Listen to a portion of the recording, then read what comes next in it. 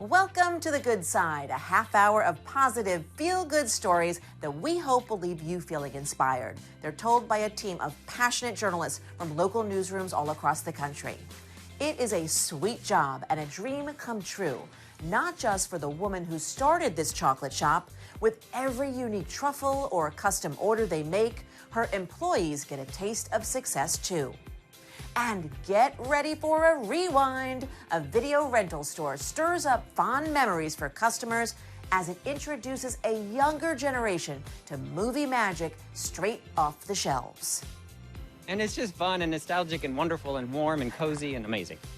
Well, plus, these turtles would give high fives all around if they could, but in this moment, they were focused on using those flippers to head back home with the help of a dedicated crew of humans. The Good Side starts right now.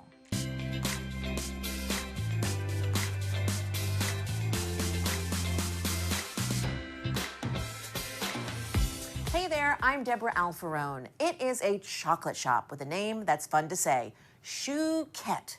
Step behind the counter and you'll find out why it's not just its name that makes this business stand out. Is this a fun job? I enjoy it.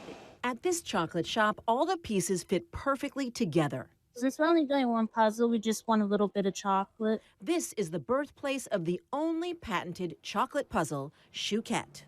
Chouquette is my chocolate dream. So I'm saying it right, Chouquette? Shoe like you wear on your foot? Shoe. Chouquette. Chouquette. It's a French term of endearment. Chocolatier Sarah Dwyer says creating puzzles out of chocolate was a no-brainer. It started with COVID. Trying to get puzzles and chocolates during COVID wasn't easy. And I said, what about a chocolate puzzle? So we take a little fork, stir all of that gingerbread spice into the dark chocolate. Sarah created this now patented bestseller. They sell thousands every year. What has been the response to the puzzle? People love it. People sometimes want an extra piece so they can eat a piece while they're doing the puzzle. The shop's secret ingredient isn't sugar, it's inclusive hiring that's changing lives. Dwyer partners with two organizations. Sunflower Bakery supports young adults with learning differences. Cornerstone Montgomery serves people with mental health differences. And I say differences and not disabilities, but it's important to know that the differences that might not make them be extroverted and want to sell chocolates makes them the perfect people to put all those chocolates perfectly in the boxes. They follow my recipes perfectly. They tie bows better than I ever could. They make the chocolates faster and better than I was ever able to. So I always tell people it's not charity. It's the best business decision I ever made. I'm going to pour the chocolate over these first two sections of the puzzle. Meet Claire Hall. She's one of 9 employees. She's been at Chouquette for 3 years. To be a little bit personal, this is my first job. So I'm trying my best to do my best so that I kind of build those job skills that I can take with me going forward. Daniel Pollock works alongside Claire. It's made me happier. I've always loved chocolate, so it's just kind of like a dream come true for me. The jobs build independence and confidence. The shop creates all kinds of treats, including custom orders and chocolates with flavors that might surprise you. Yes, that's pickle juice. But it's the blend of creativity with inclusivity that makes working here Well done. a sweet dream. We all take care of each other. It's not just me taking care of them. Having a safe place where you feel comfortable being yourself and you're working and you're being productive and you're getting paid so that you can buy the things that you love, that's what makes it all work perfectly together. I want these puzzles to come out good for the people, so I got to put that care into it.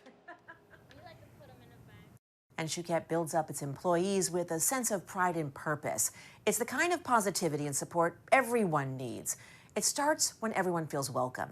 The Good Side's Tisha Powell takes us to Baton Rouge, Louisiana, where teens have a space where they say they feel safe and seen. I'd felt called to be an attorney since I was like 13. I loved law. The goal is just see how many kids are there, spread the word, and hey, Josh, be available to pick them up if they want to come to programming. Head, shoulders, knees, top. Every day, Tyler Hunt pleads her case before a different judge. I feel like these kids just need a moment of like knowing that there is hope and that he is that for them, because they do live in very dangerous environments, some of them. You got a Bible? She's spending her summer speaking positivity to inner city youth in Baton Rouge. There's nothing that compares to those who cover you in prayer. A refuge from the struggles of the outside world, where the words of the Bible come to life. Who say to the Lord, my refuge. This recent LSU grad is a Catholic missionary with Vagabond Missions, a program for teens in U.S. cities, including Baton Rouge.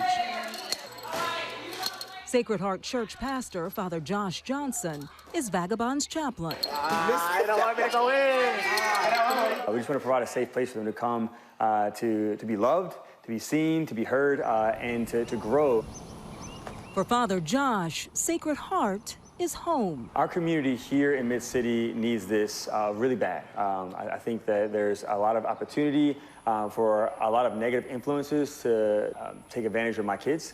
And so it's beautiful that we have Vagabond missionaries here who have just invested in real friendship with our teens. Friendships that for some are more like family. Vagabond has been around for years in Baton Rouge. This is Underground Hub, a youth center where teens can unwind with friends. Let's see someone trying to post on me. For Joshua Dickey, it's a light in the dark. Stuff like this could really open some people's eyes, because some of these kids out here, they grow up not having a place to just chill out. Some people end up growing on the streets. Joshua lost his dad and started coming here when things got hard at home. Well, I'm really thankful for this place and what they've done for me and given to me to help me feel like I'm alive again. From the Underground Hub to Bible study. Psalm 91, my refuge and my fortress. And other events. The teens can find fun, food, and faith. When I read it, it was like God was like right here. From faces that look like their own. I know when we have struggles. Deacon Michael Parker is more like a dad to local teens. I got you. He's working to break the cycle of crime and poverty in this community. I know that when they see me, they see someone who gets it, who knows what it is to be in this area, to have a different outlook on life. But it's the objective of trying to make sure that the kids know that they're good, they're seen. But it's work they can't do alone. Volunteers are always welcome. So we're all necessary, and when we use and bring our gifts and our talents and our resources to the table, we see lives being transformed. Without the dangers of drugs and violence, but the support of a caring community. This is the place for the kids. This is their place. This is their home. We did it for them. We want them to know that we're investing in them, in this community, and so this is their home. Psalm 91 talks about who he is. Where Tyler and others are on a mission, focused on giving new life to kids who've endured some difficult times. And that's my prayer, that the time I've been here and the work we've done, that it's life-giving, and I think that does save lives. Every child deserves to be poured into. Next on The Good Side, there are places where the past is present and powerful. This store is stocked with more than what you see on the shelves. In each of these tea jars, you'll taste a mission to keep a community's heritage going strong. You're watching The Good Side. We'll be right back.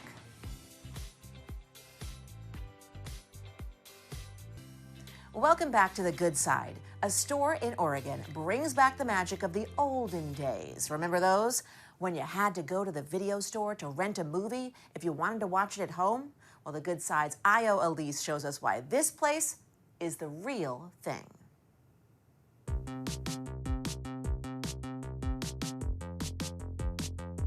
Being new to town, Buck Newman walked into Real Hollywood Video excited for the nostalgic experience of renting a movie. You're just surrounded by movies and color and excitement and the smells of the popcorn and the snacks. He's not the only one following his nose. Christopher Knapp and his family pop into the shop weekly. My daughter is like, first thing, can we get popcorn?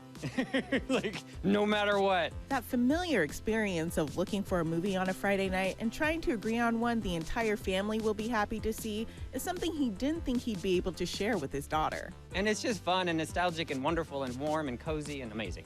1985 is when this store started. It's also the same year Blockbuster Video started.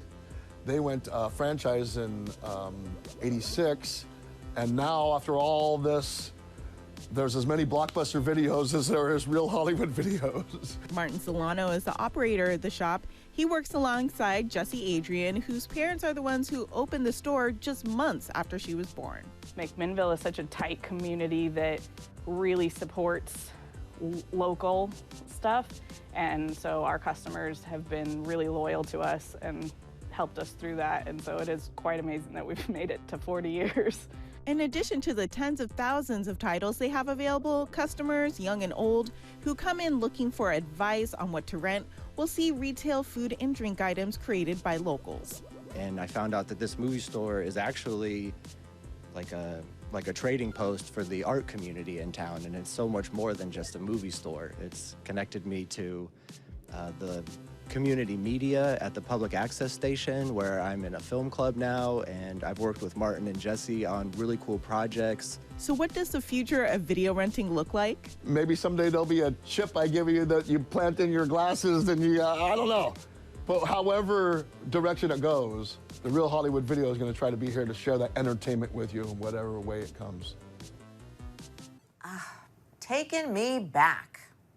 From vintage VHS to a vintage payphone at a senior living community in Reno, Nevada. It looks like a relic from another era, but when you pick it up, it rings across the country outside a Boston coffee shop. The idea to encourage people to speak with someone they wouldn't normally connect with and find common ground with someone they may not expect. Friendship can come in all ages, wisdom can come in all forms. This is just introducing a little friendly variety into our lives. The project runner, Matter Neuroscience, hopes these unexpected conversations can help fight what researchers call a growing loneliness epidemic. Studies show younger adults and seniors are the two groups most affected by loneliness. This gives students and seniors a chance to share life stories and advice that bridge decades of difference. Now to another person bridging generations. At Geechee Girl Apothecary in Savannah, Georgia, shoppers take a step into the past as they fill their senses. The Good Side's Camille Syed shows us how a family thread ties it all together. A little tulsi, some lemon balm. Choosing herbs. Little milky oats. That blend well with each other. Second nature for Marisa Rawls. I feel like I'm an old soul. But before she began helping others with herbal medicine, Rawls learned from her Gullah Geechee grandparents in South Carolina. I was very sick when I was a kid. I was a preemie, so like my lungs weren't developed when I was born. With my grandma Beulah and my granddaddy Willie, they were a lot of my caretakers when I was sick. As the oldest grandchild, she watched how they used plants to care for illness, knowledge Gullah Geechee families relied on for generations. As I got a little older, my grandma Beulah would be like, oh, you make sure that you mix a little this and that and this and that. This is what your tea blend looks like. I didn't really start this herbalism journey until later, and it was 2020. Like my grandmother passed in 2019, my granddaddy Willie passed in like 1998. And I realized that a lot of this knowledge was gonna get lost. Using that knowledge passed down to her, Rawls went on to study herbalism. She started selling Geechee Girl tea and opened Geechee Girl Apothecary last year, now carrying more than 100 herbs. Everything from alfalfa leaf on down to yarrow. She sources plants used specifically in Gullah Geechee healing traditions, like Life Everlasting, also known as rabbit tobacco. So I always had like pneumonia when I was a kid. I'm asthmatic, so that and mullein. Mullein is a broadleaf plant that grows, but then once you dry it and rub it, it looks like rub sage. And it's great. It's a great detoxifier, helps to like thin and expel mucus. Some blends on her shelves are designed to support heart, kidney, or liver health and everyday wellness. We've got one that I blended for my dad, one for my mom, for my daughter. One blend many women appreciate is Mommy's Love. I cannot have my baby going through what I went through. Rawls created it after growing up with painful menstrual cycles, keeping girls like her daughter in mind. So these cycles can not only not be as painful, but let's try to shorten them. Let's work on balancing the hormones. Whether it's a physical or mental challenge her customers are facing, Rawls says she serves as a guide.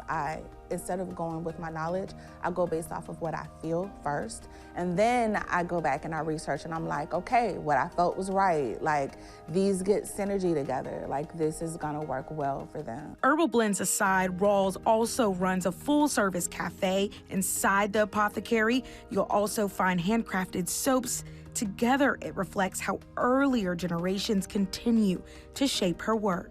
It's really like me taking the things that they put into me and I'm putting them back out. So I hope people, like when they leave, they feel the love. They feel at home when they're here, and that they also kind of see that you can honor your heritage and where you're from, just in small little things in your day-to-day. An old soul guided by tradition that heals. And next on The Good Side, from the moment he saw her, he knew that she was the one.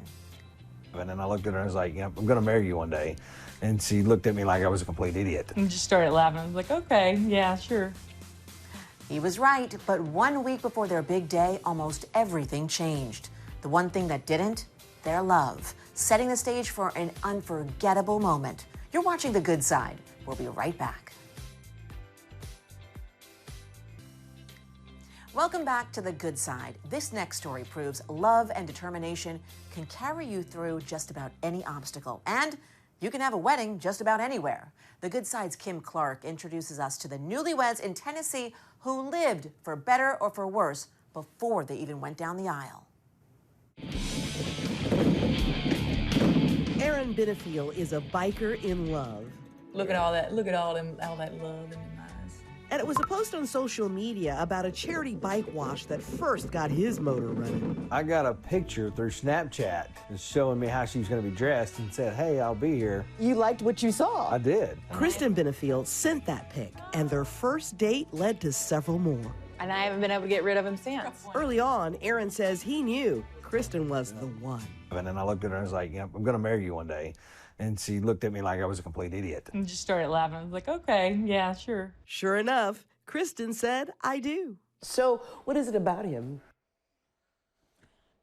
Not everybody gets to see it, but he is actually a very sweet, loving man. Box right there wraps up our entire theme for the wedding. Yeah. And he was sweet on his bride's plans for a Gothic-style wedding. The couple chose Halloween 2025 for the big day. Kristen had been planning it for well over a year. Then, a week out, on October 24th, tragedy struck.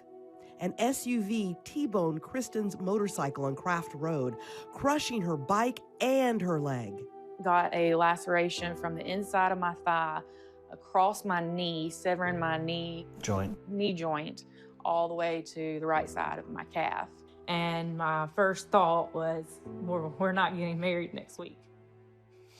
And then all the pain set in, and the whole ride to the hospital, all I could think was, I'm going to lose my leg.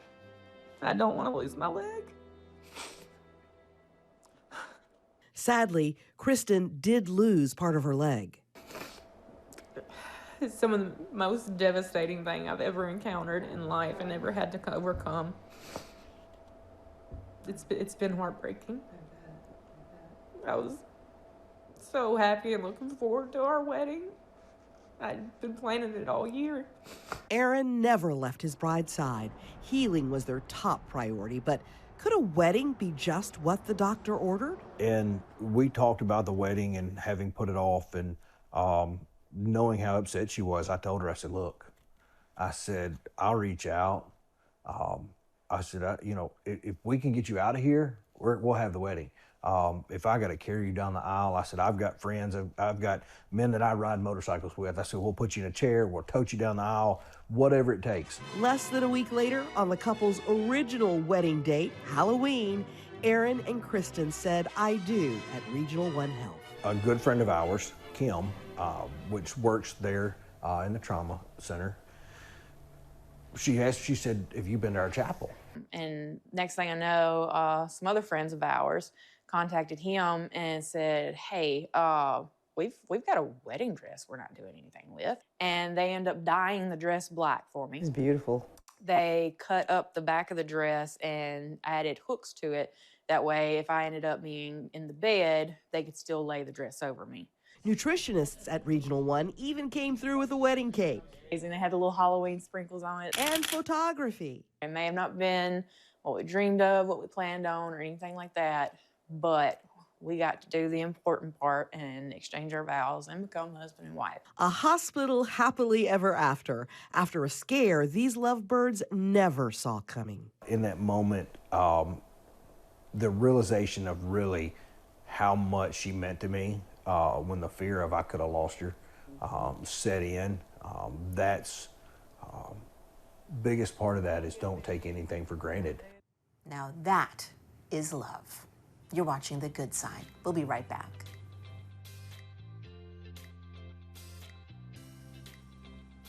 Welcome back to The Good Side. When you pour your heart and soul into what you do, it's truly a gift to witness a goal achieved. Raylan Ladner hits the beach for our next story. The Audubon Aquarium Rescue Team released 27 Kemp's Ridley sea turtles and 2 green sea turtles into the Gulf, drawing a crowd on Biloxi Beach. They're ready, they're healthy. As much as we love sea turtles and dolphins, we always want to put them back into their natural environment. Rescuers brought 35 Kemp's Ridley turtles to Audubon in November after becoming cold stunned in Massachusetts. Crews rescued 2 green sea turtles in February after they were cold stunned in Louisiana. We treated pneumonia, some different skin lesions and carapace lesions and things like that. Wildlife officials with Audubon, NOAA, and the Louisiana Department of Wildlife and Fisheries agreed Biloxi was the safest place to release the turtles. We all decided that this was the best chance for them, right? We want to give them a good shot at that second chance. They utilize Mississippi Sound, the Chandeleur Islands, and the Mississippi Delta. So we know they're here naturally and that this is a great location for them. Before returning to the Gulf, each turtle was fitted with a pit tag, similar to a microchip, allowing scientists to track their history if they ever strand again. It's a happy day. This is the day that we get to celebrate. It's a lot of hard work. It's a lot of early mornings and late nights and stressing, oh, this turtle didn't eat that much today. All of that effort gave 29 animals a second chance and turtle lovers a reason to cheer. What a cool story. That's it for us. I hope you smiled this half hour. The Good Side, real stories that inspire, uplift, and remind us that even in the tough times, there's always another side, the good side. We'll see you back here next week. Have a great day.